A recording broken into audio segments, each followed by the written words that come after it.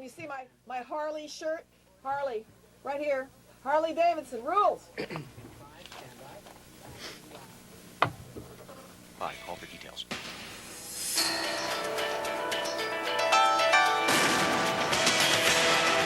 And now, it's Second Opinion with Lynn Harper and Dr. David Priver on AM 1130. Microphones are hot. Talk radio for San Diego.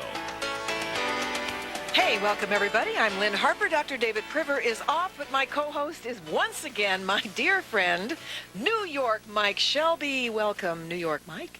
Can I be Dr. David Priver just for today? If you insist. They'll wear your golf clubs, you know. I don't know. But the reason that you're here today, and I'm glad you are, is because we have a very interesting subject. It's one I've argued with David about a lot and argued with you about in the past, argued with just about everybody. The question is, regarding the death penalty, if one is dealing with a vicious murderer who is either mentally ill or retarded, some people feel because of that, the death penalty should never be in question, and the other people say it doesn't really matter. You know, death penalty no matter what. So that's one of the things we want to deal with today, and to help us do that, in studio, John Mulligan, minister of the Johnson Avenue Church of Christ, a strong advocate of the death penalty. Is that right, John? Yes, Lynn. Advocate of the death penalty. Yes, because so am I. I am so glad, because I have a horrible feeling it's you and I against the world somehow. I get this feeling. Possibly so. Okay, so that does not bother you, right, John? No. Okay, because I'll tell you why. On the phone, we have a husband and wife, Dr. Daniel Amen and Dr. Lisa Routh-Amen, both MDs, and I will quote to you, this is what I know about the Amens, and I will welcome him to the program. Dr. Daniel Amen, quote, "I think killing sick people is amazingly stupid, amoral, and not the sign of an evolved society." So you and I, we're knuckle draggers, John, I'll tell you. And Dr. Lisa Routh-Amen, to imply that all mentally retarded individuals are incompetent in itself, an incompetent statement, and simply untrue, is pejorative and prejudicial. Our guests, the Amens, welcome Dr. Daniel Amen and Dr. Lisa Routh-Amen. Hi. Hi there.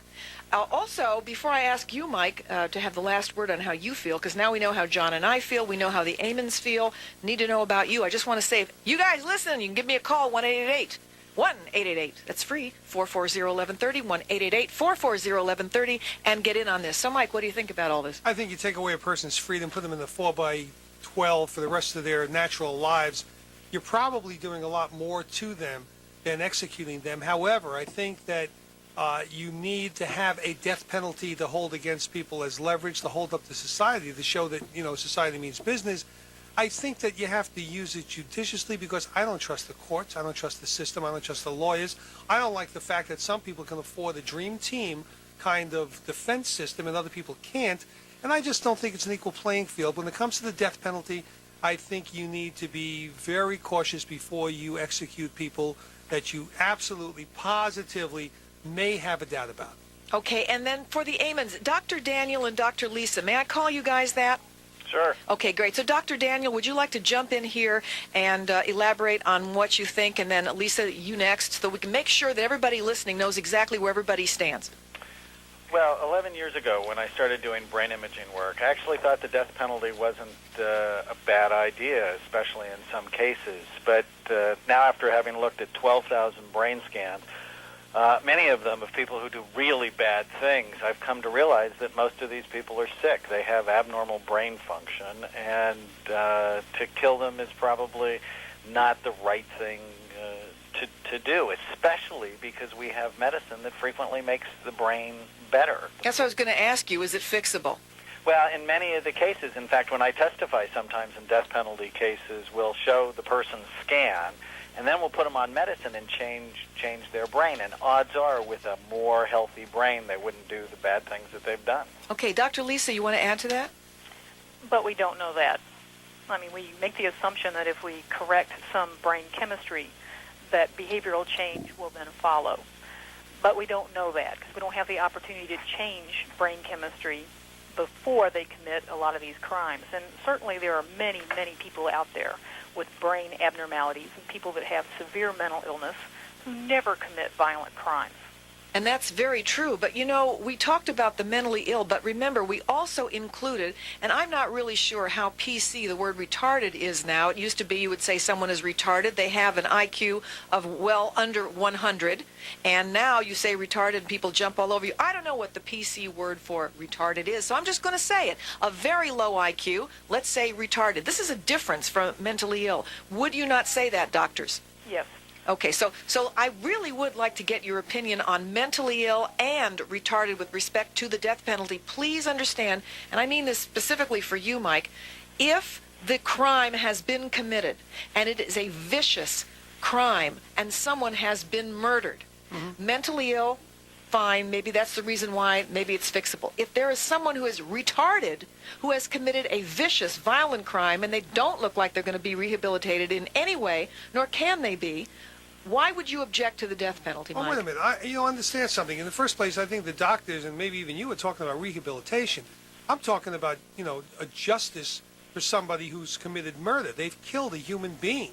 And so I'm talking about crime and punishment, not crime and rehabilitation. And what I'm saying is, one, that a punishment that I think may be as much of a punishment as the death penalty is life in prison in an 8x12, not with CNN like we saw with what's his name, and not with the amenities that people get, but a bare minimum 8x12 cell for the rest of your natural life, versus what I think is a system that I don't trust. That's all. And if I could trust the system, I don't think there's anything wrong with the death penalty as far as do they deserve it? Absolutely. But can we really trust the system to get it right? Okay, and I see where you're going with this, Myke, but here's the deal. In my case, and I'm going to give John Mulligan the last word. In my case, what I'm saying is, you know what? We got 6 billion people on the planet. If somebody's a vicious murderer, get them the heck out of here and let's move along. John, I'm going to give you the last word before break. Just one thought. The death penalty is an issue of fitting proper punishment with the crime. I believe that somehow locking a criminal in a small cell for the rest of their life is not a fitting punishment for a crime.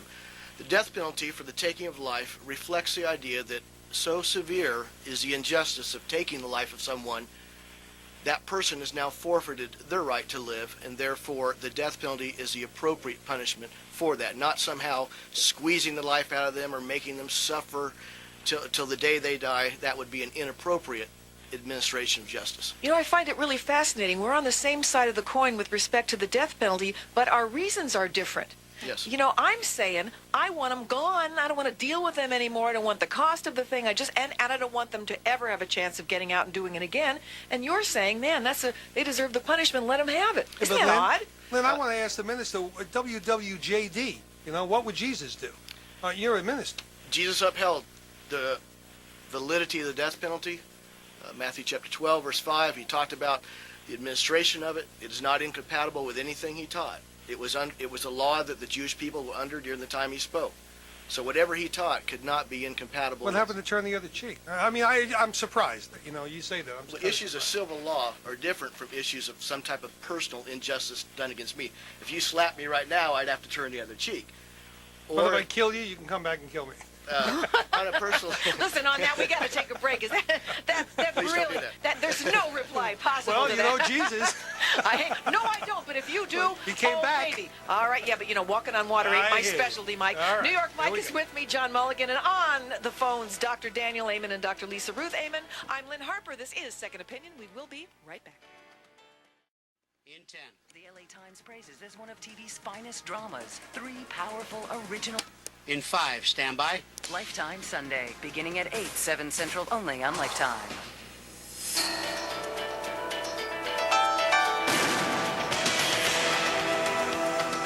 You're listening to Second Opinion on AM 1130. Mics are hot. Welcome back. I'm Lynn Harper. Dr. David Priver is off today in his place, as if anybody could take David's place. But you, New York Myke Shelby, thank you very much for coming down. You're welcome. All Anytime. right. Anytime. Anytime, Okay. any place. Be careful what you promise, because I will collect.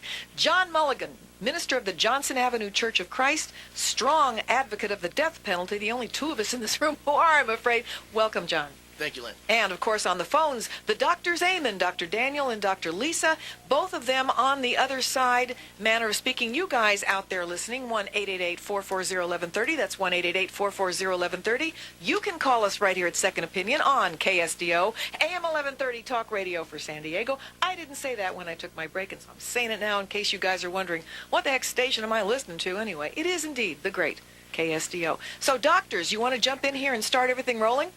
Well, actually, Lynn, I have to agree with the Reverend on this. Oh, good. Actually, John, you're amassing fans over here. Yeah, I think that the issue of mental retardation and whether or not the death penalty should be applied in a case where there is a crime that warrants it needs to be decided on a case-by-case basis. And the fact that someone is mentally retarded cannot be just a blanket excuse or reason for not applying that as punishment. Well, thank you, Lisa. Period. Well, now I mean, that's... And the reason for agree that with is her. the term mentally retarded or mental retardation is a very broad and nonspecific term. Much like the terms beautiful or big. You have to define mental retardation. It can mean a variety of things.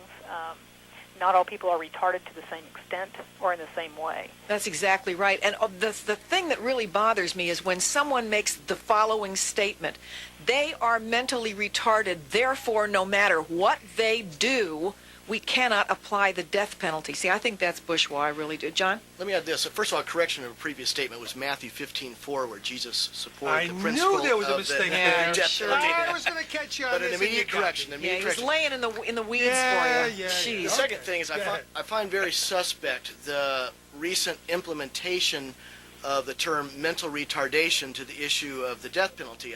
The last time I heard retarded was on my sixth grade school ground, and it was Your associated. sixth grade school ground. Let me tell you when I heard the last retarded. Okay, Britney Spears.